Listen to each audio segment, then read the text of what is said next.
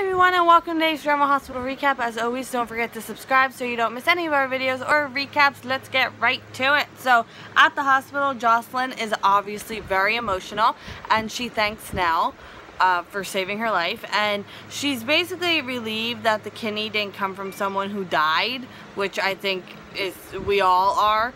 And Joss asks Carly how this happened, if she dropped the search, and she says that Nell was reached out to before the search officially ended. So Joss kind of feels like everyone went behind her back and was lying to her, but they didn't want to make her worry if there was nothing to worry about. But she feels disrespected, and of course she does. She's Carly's daughter. Like, that should not come as a surprise to anyone. And Nell asks if she can try talking to Jocelyn. Carly says sure, and Jax apologizes to Carly for taking such a hard line with this, and Carly apologizes too for, you know, maybe going a little overboard when she wasn't supposed to. So Nell talks to Jocelyn, and not in a bad way, but like defends her parents and says that, you know, the reason that they care about her so much and the reason she stayed is because of how much Michael loves her and her family loves her, and Nell never had that. So Michael and Sonny are talking, and Sonny voices his suspicions about Jax and how this is kind of the best case scenario in a way, and you know, why was Jax so opposed to it? He's, you know, there's something up there. Jax and Carly talk, and he reiterates again how they would have done anything to save Jocelyn. And Jocelyn comes back over. She's good now, and Nell can't stay, but she'll be in touch and send her medical records.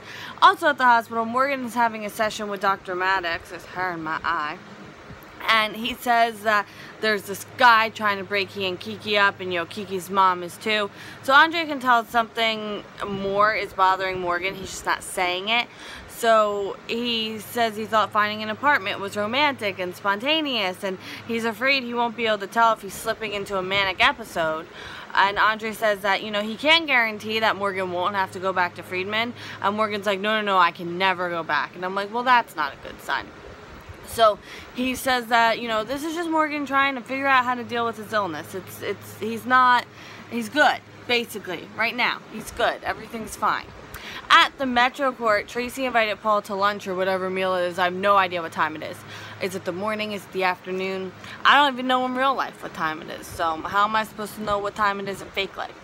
So she tells him Dylan's in trouble and about his STI. I'm sure Dylan wants that all plastered all over poor Charles. And that is treatable, but she feels that he needs his father to step in because he's making bad choices. And then Tracy brings up Paul's other kids, and he gets really, really angry when she brings up Susan. At Crimson, Ava is meddling, and again, I'm kind of torn because on one hand, you know, I'm not the biggest fan of Ava, but on the other hand, I do want Kiki and Morgan to break up. So, you know, internal struggles. And she says a breakup could happen anytime between Kiki and Morgan, and Dylan needs to be there. And Ava tells him all about how excited Kiki was to go on a date with him and all of that. So she says that Morgan guilted Kiki into going back with him, and, you know, she feels sorry for Morgan, which is the only reason why she's with him, and how she lights up when she sees Dylan. All true, but Ava. So then Dylan, being my favorite person at the moment, I'd have to say, asks Ava in an accusatory way, not like in a non-confrontational way, if she's trying to clear the way so she can be with Morgan. And I was like, I love you. So she's offended, obviously, and Dylan calls her out on her manipulation and how, you know, she's saying Morgan's so manipulative, but like, look at what she's doing, and he won't be a party separating Morgan and Kiki. He will not be a part of it. So I'm thinking, just with the way things are progressing, and we're almost to the end of the year, and of course there has to be a big thing at the end of the year, I'm putting something out there. What if our big thing at the end of the year is either Dylan finds himself in a bad situation where he could be potentially harmed, and Morgan's the only one who could potentially save him or not, and Morgan chooses not to, and then something serious happens to Dylan, but he doesn't die because he eventually, let's say he wakes up from a coma, let's say it's going to be a month and a half tops, and says, you know, that Morgan was involved somehow, and then that'll finally break Kiki and Morgan up, because Kiki can see how far Morgan will go to not lose her. Just putting it out there, because I feel like that's kind of where we're headed right now, a little bit.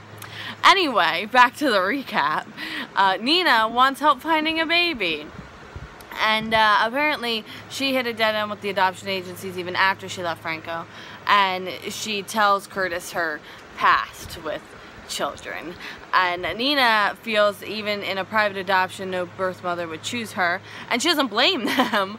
But Nina is in dangerous 2014 Nina territory, and Curtis says he won't help her buy a baby, and she says fine, I'll do it myself. But she doesn't see it as buying a baby, she sees it as helping a disenfranchised mother, but that's not exactly how Curtis sees it. At the parking garage, Kiki has a flat tire, and she calls faux AAA, and they say it'll take 2 hours, which is ridiculous, by the way. But I've waited up to an hour because I've locked my keys in my car, but now I have OnStar because car. Anyway, so I get off topic a lot. Anyway, so she's like, forget it, I'll change the tire myself. But this is a bad tactic. Here's why. You say, okay, and you let them, you know, take their 2 hours, and then if you finish changing the tire before they get there, then you call back and say, hey, everything's good. But that way, if you can't change the tire, you don't have to wait an additional 2 hours. The clock's already rolling. I'm just saying, Kiki needs to learn these things if she's going to be an average person and not live off her family's money. Anyway. So Dylan catches Kiki attempting to change her tire, and he's gonna help because he's amazing and I love him, and Kiki make better choices. And they talk, and you know, they kind of, I don't know if it counts as reminiscing if it only happened a few months ago. But Ava, he says that Ava tried to convince him to break them up, and he said he wouldn't be a part of it. Kiki apologizes on behalf, well, you know, for her mother's behavior, and he says that, you know, he thinks that Ava could tell he still has feelings for her, and Kiki's like, yeah, I was probably giving off vibes too. So they admittedly still have feelings for each other, but then she gets a call from Morgan, and you know, it kind of derails any progress we would have made. Hi, E-Cat. E-Cat's on top of a bookcase right now, so she doesn't want to be bothered. She's looking at a Norman Rockwell puzzle. Norman Rockwell, her favorite painter, as well as mine. Anyway, so Morgan tells Kiki that he told Ava to go to hell and he wouldn't be a part of it. I'm like, see, Dylan's a stand-up guy. Did I say Dylan? I hope I did. I might have said Morgan, but I'm too far into this. I'm not re-recording. Back at the hospital, Ava sees Morgan leaving his doctor's appointment, and he leaves his bag unattended so he can get better service to make reservations.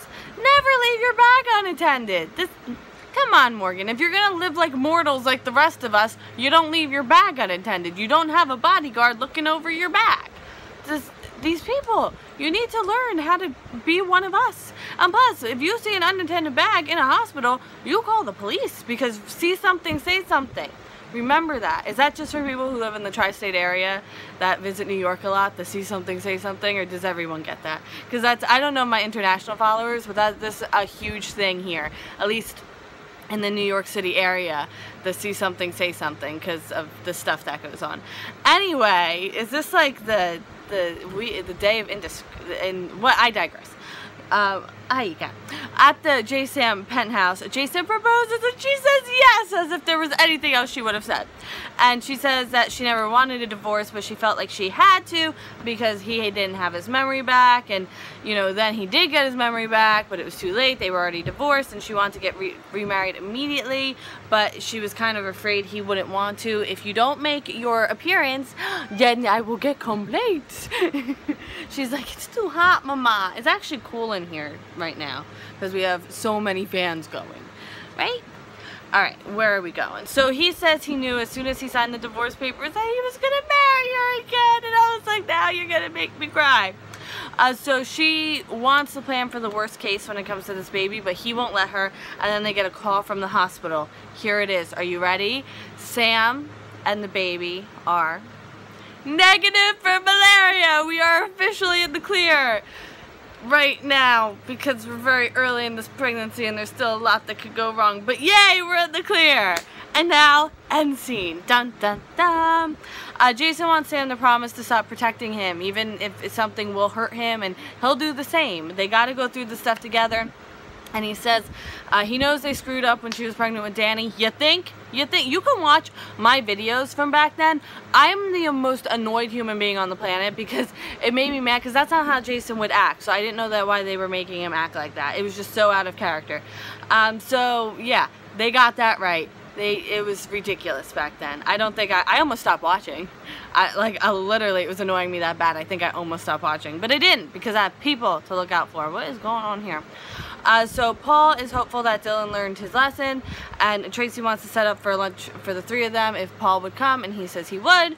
Dylan says as long as Kiki's happy with Morgan, he's happy for her, and she says she's happy, and I'm not convinced, and she's not either, and neither is Dylan. But he'll take her word for it because he's not a pushy person, and I love him. Anyway. Ava takes Morgan's pills out of the bottle. I don't know if she took all of them or a portion of them, so he runs out of a dose. I don't know what the point of that is unless she's going to come back later and fill it back up with other pills that, you know, sugar pills or whatever, but whatever, she takes his pills. And Morgan doesn't notice and leaves. Why would he? Curtis will help Nina, but he's not happy about it. Michael and Jocelyn want to give Nell a ride to the bus station, and she says no. She'd rather have some time to think about everything that's happened alone. And Jax secretly gets on the phone. He says that Nell isn't a threat. She's leaving town. She knows nothing about how Joss got the kidney, and that contact with Carly will be limited now. And Carly asks Nell if she'll stay for a while, and Jax is not thrilled and kind of borderline scared, if I'm reading that right. So Nell is the donor and knows what happened up to her getting her kidney out, but doesn't know then anything else past that. So I think it's pretty clear Jax has something to do with this. They've dropped enough hints. Although plot twist, what if Sonny did? Anyway, I don't think so though. Now they're dropping way too many hints that it's Jax. I mean, they basically told us today that it's Jax. Anyway, thank you so much for watching today's recap. I don't know what we're gonna vote on this week, but it's still early in the week.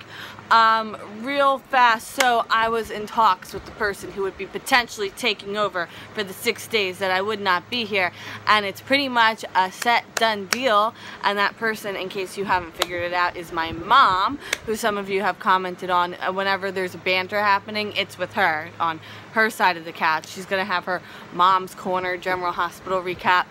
She's excited about it. It's pretty much a done deal. I just gotta show her how to do some of the computer stuff, but otherwise, so I hope you'll enjoy that. That is going to be from August 31st to September 7th.